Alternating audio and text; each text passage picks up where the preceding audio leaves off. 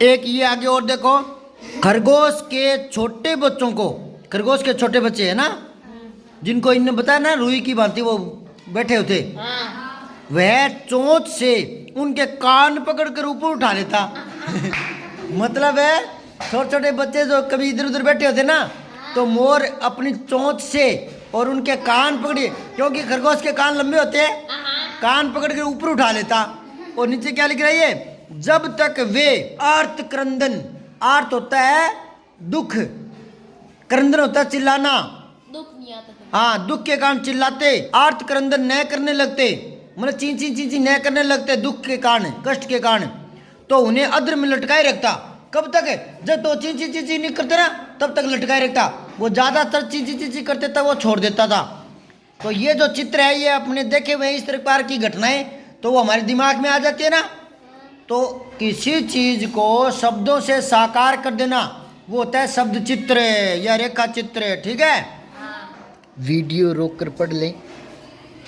आगे वो देखो क्या लिख रहा है, आगे लिख रहा है कभी कभी उसकी पैनी चोंच, मोर की चोंच एक तो तिखी होती है, एक आगे से थोड़ी घुमावदार और मुड़ी हुई होती है। देखा है आपने मोर, अपने स्कूल में आते हैं रोज।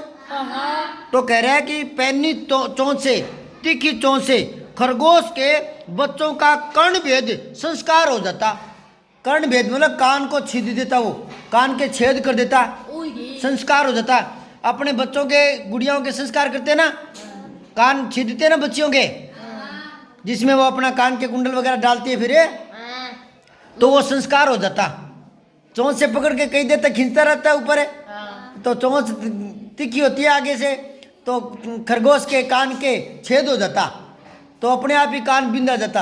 आप बोलते हैं ना कान बिंदनो, आप ही बिंदी जाता। हाँ, तो वो संस्कार हो जाता, कर्ण भेद, कान छेदना संस्कार हो जाता।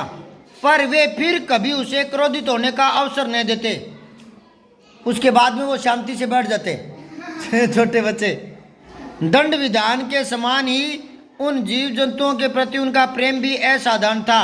मतलब भले ही वो दंड देता था पर फिर भी सारे जीव जंतु जो है वो मोर से प्रेम करते थे। सारे जीव जंतु जो पालतू थे महादेव वर्मा के, वो सारे आपस में प्रेम से रहते थे। प्राय वह मिट्टी में पंख फैलाकर बैठ जाता, कभी कभी मोर नीचे जमीन पर पंख फैलाकर बैठ जाता। आपने देखा है मोर को पंख फैलाकर बैठते, तो ये बातें दिमाग में आ जाती है ना, इसी को कहते हैं शब्द चित्र है। अगर वो यहाँ ना लिखता ना पंख फैलाकर बैठ जाता, यूं ना लिखता सीधे लिखता मोर नीचे बैठ जाता, तो फिर वो दिमाग में तस्वीर कम आती है। पंख फैलाकर बैठ जाता तो हमारे दिमाग में वो बैठा हुआ याद आ जाता है, क्योंकि हमने देखा है पंख फैलाकर, फिर वो याद आ जाता है, दिमाग में तस्वीर आ जाती है। तो कुछ शब्द ही होते हैं जिनके कारण लेखक जो है वो अपनी कहानी को सजीव कर देता है, यूं लगता है जैसे वो घटना देखी हुई है।